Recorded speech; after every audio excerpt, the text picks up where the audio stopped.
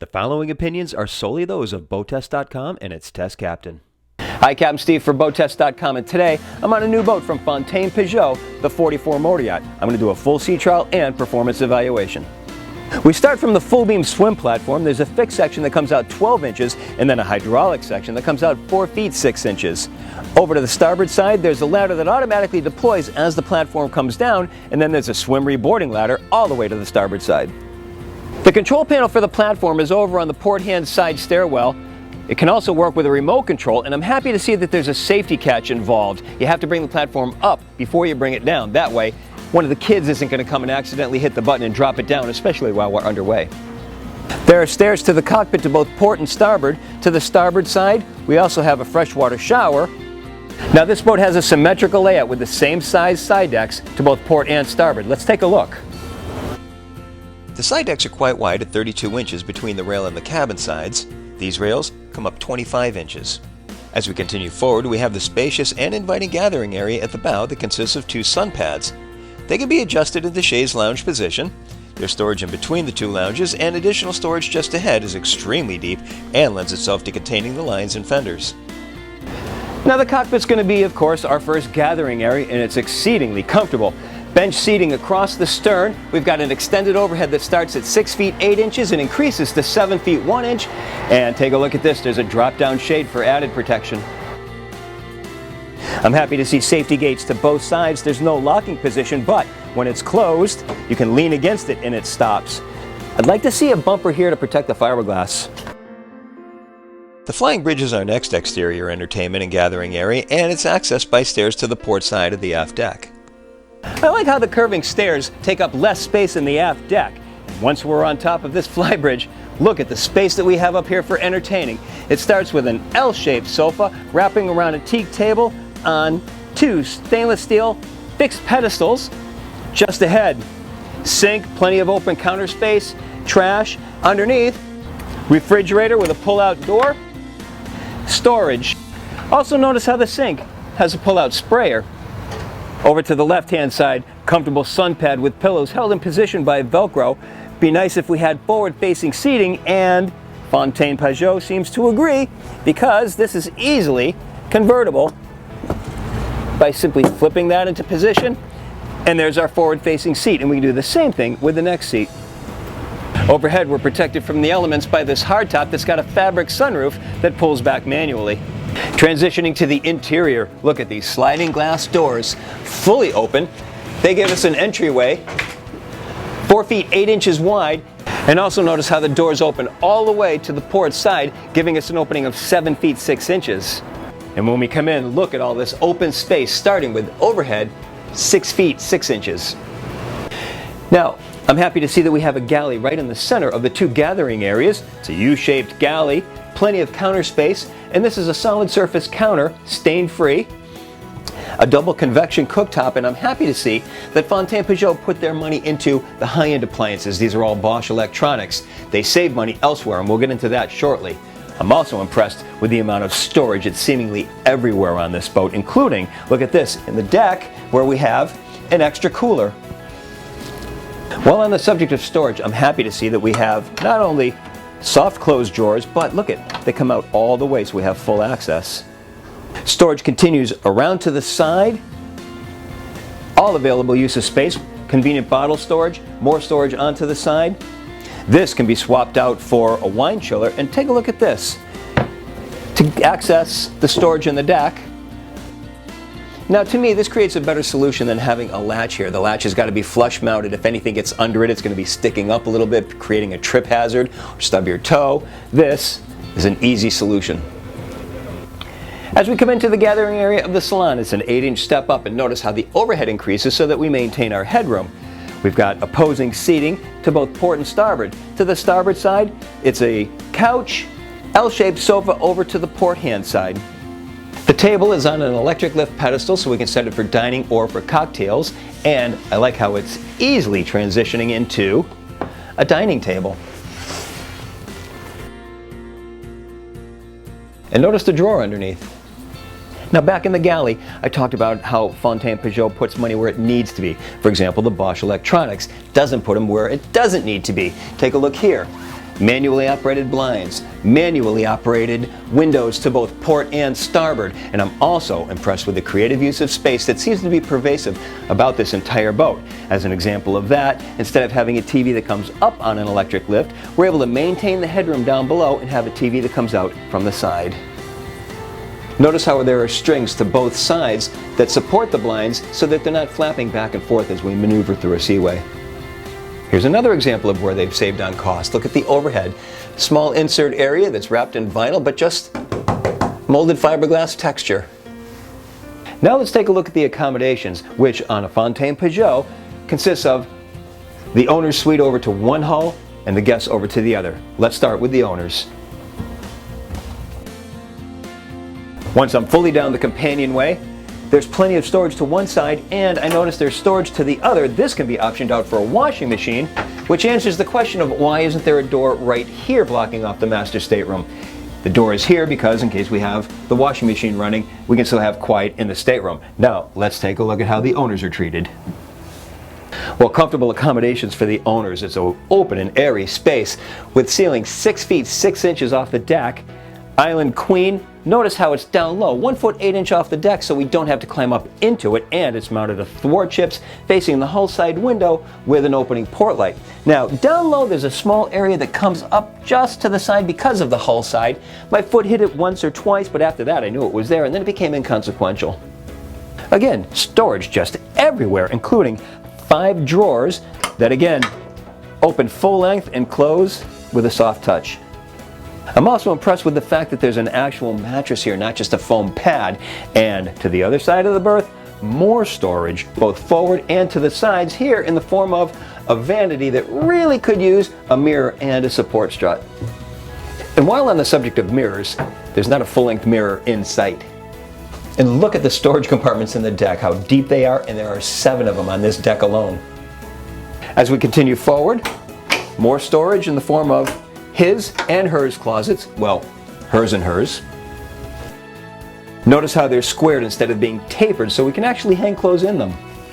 Now as we continue forward, we come to the head compartment. Again, plenty of open space and storage, in this case behind 3 mirrored cabinets. We've got natural light coming in from a hatch up above and a hull side window, but I'd like to see some powered ventilation aside from that hatch being open. Just ahead, a walk-in shower. I like how the doors are solid core and they close on gaskets so that there's no rattling while we're underway. Notice that there's no latch sticking out to hook on your shirt. However, when the door is closed, a magnet pulls the latch out. Now there's a customizable factor involved in this motor yacht. This center compartment, prime example. Here we have a berth. One owner decided he would make it into an office, so a desk was put in here. Another decided to make it into a laundry area. One thing I'd like to see changed in this compartment is the lighting. It should be the same as everywhere else with the lighting fixed to the ceilings. Instead we have a light strip here. We still have natural light coming in from an overhead hatch.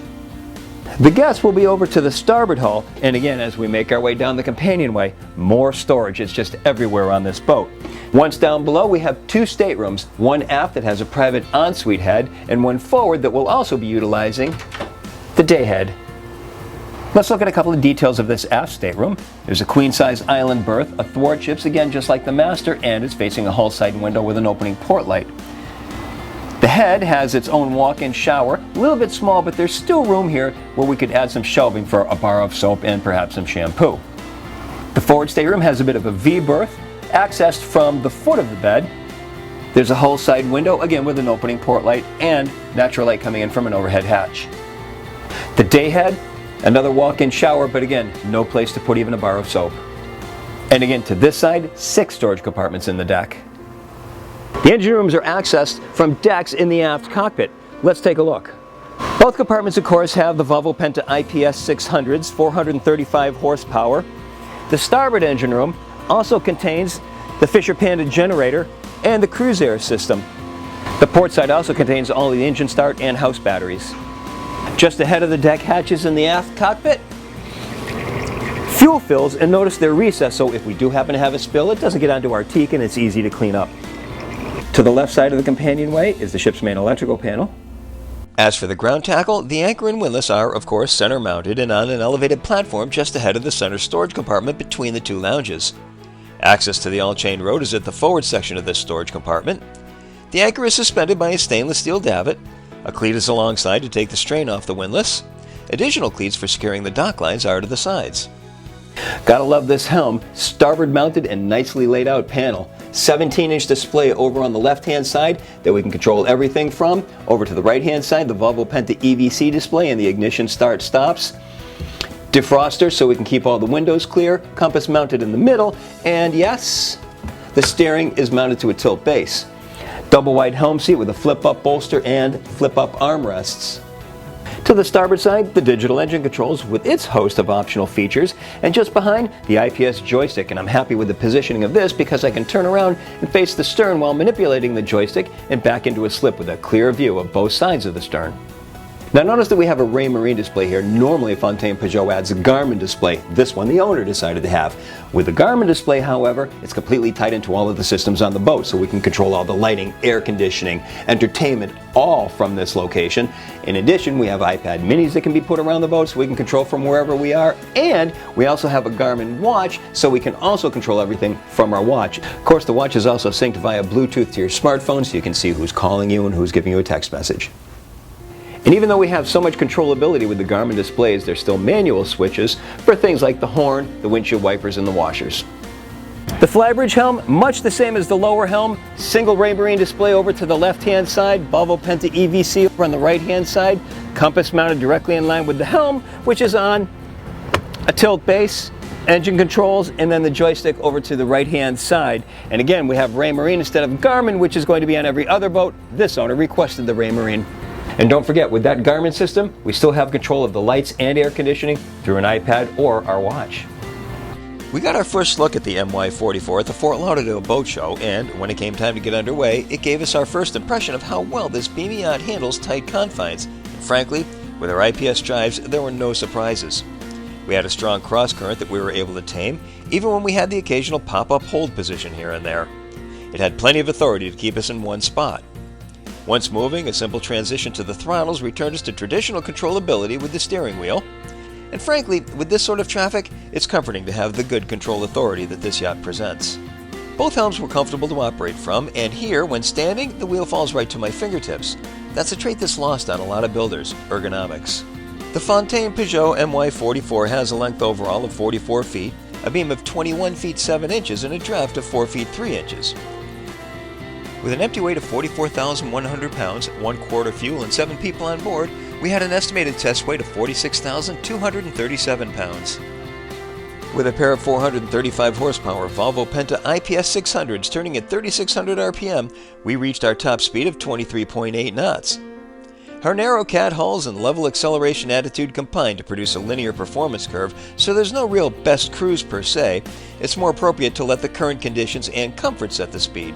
For example, in our tests in 1 foot light chop, we found ourselves putting the throttle at around 16 knots or 2750 RPM. At that setting, the 20 gallon per hour fuel burn translated into a range of just over 380 nautical miles, all while still holding back a 10% reserve of the boat's 528 gallon total fuel capacity. Again, because of her level acceleration, we reached planing speed, or the speed where the hull created a rooster tail, in 5.3 seconds and continued on through 20 miles per hour in 9.4 seconds. Always with cats, there's the question of turns. Does it lean or not? So here, the MY44 does not. She'll stay flat on the turns, and thanks to the turning characteristics of any pod drive, the turn is slow and docile. There's no feel of being pushed to the outside of the turn, and in fact, those who are unfamiliar with boats will feel more comfortable with this. Cars don't lean into the turns either, so guests will feel right at home, or on the road, so to speak.